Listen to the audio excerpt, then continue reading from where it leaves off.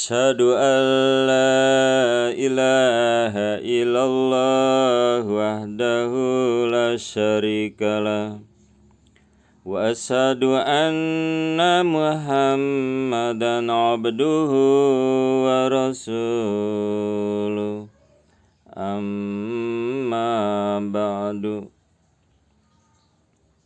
Jumpa lagi para pendengar Pelita Ilahi yang dianugerahi kasih sayang ilahi.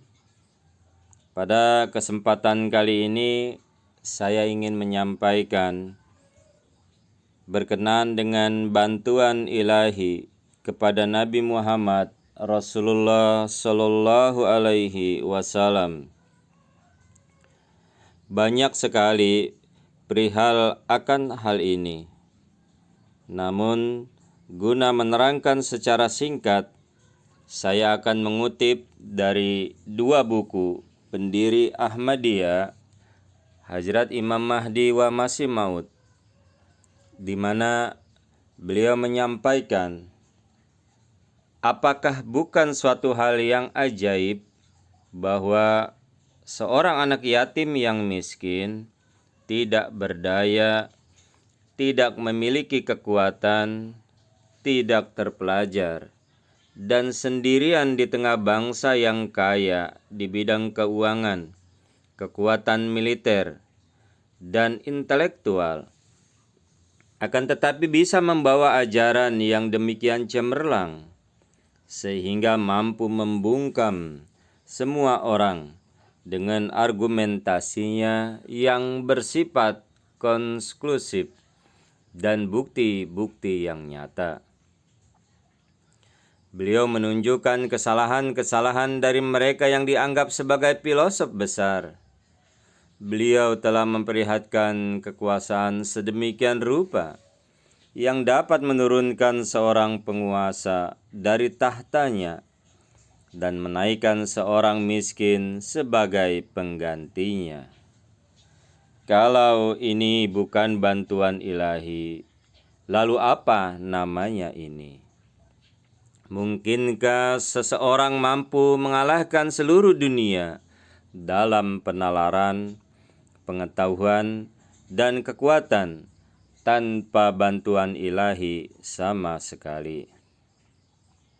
Siapakah yang menyertai Nabi Muhammad Rasulullah Sallallahu Alaihi Wasallam ketika beliau pertama kali mengumumkan kepada bangsanya bahwa beliau Sallallahu Alaihi Wasallam adalah seorang Nabi Allah?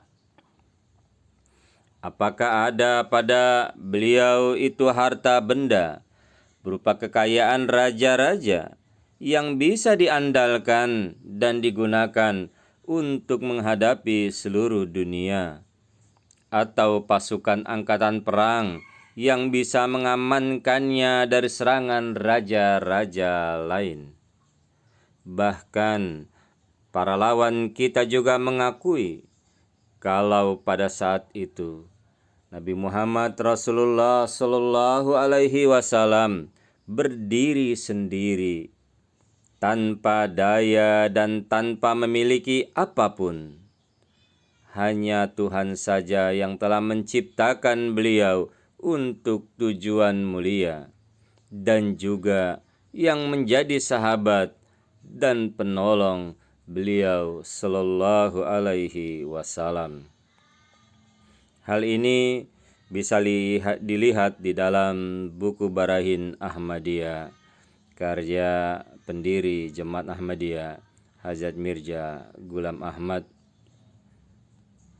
Kemudian juga yang kedua, di dalam sejarah kehidupan beliau ada sebanyak 5 kali nyawa Nabi Muhammad Rasulullah Sallallahu Alaihi Wasallam terancam secara serius, di mana jika beliau bukan seorang Nabi Allah yang benar, pasti beliau sudah binasa karenanya. Salah satunya adalah kejadian ketika kaum kafir Quraisy mengepung rumah beliau dan bersumpah akan membunuh beliau malam itu juga. Kejadian yang kedua adalah saat para pengejar dalam jumlah besar tiba di mulut sebuah gua di mana di dalamnya beliau berlindung bersama Hazrat Abu Bakar Siddiq radhiyallahu anhu. Kejadian ketiga ialah ketika beliau tertinggal seorang diri dalam perang Uhud, di mana kaum Quraisy mengepung beliau dan mencoba menyerang secara bersama, namun mereka digagalkan dalam upayanya. Kejadian keempat ialah saat seorang wanita Yahudi memberikan kepada beliau sepinggan daging untuk dimakan yang sebelumnya telah dilumuri racun yang mematikan. Kejadian kelima adalah ketika Khusro Pervez, Kaisar Persia, bermaksud membinasakan beliau dan telah mengirimkan sejumlah utusan untuk menangkap beliau sallallahu alaihi wasallam. Keselamatan beliau dari semua keadaan musibah tersebut serta kemenangan akhir beliau sallallahu alaihi wasallam atas semua musuh-musuh merupakan bukti yang meyakinkan bahwa beliau sallallahu alaihi wasallam memang seorang muttaqi dan Allah Subhanahu wa taala selalu bersama beliau sallallahu alaihi wasallam. Ini di dalam buku Chashma Marifat karya pendiri Jemaat Ahmadiyah Hazrat Mirza Ghulam Ahmad Imam Mahdi Wah Masih Maud alaihissalam. Itulah para pendengar Pelita Ilahi yang dianugerahi kasih sayang ilahi. Mudah-mudahan bermanfaat buat kita semua. Dan semoga Allah Subhanahu wa taala pun selalu menyertai para pendengar Pelita Ilahi, sehingga pertolongan Allah taala pun ada dalam kita semua. Allahumma amin. Wassalamu ala manittaba'al huda wa akhiru da'wana anilhamdulillahi rabbil alamin. Assalamualaikum warahmatullahi wabarakatuh.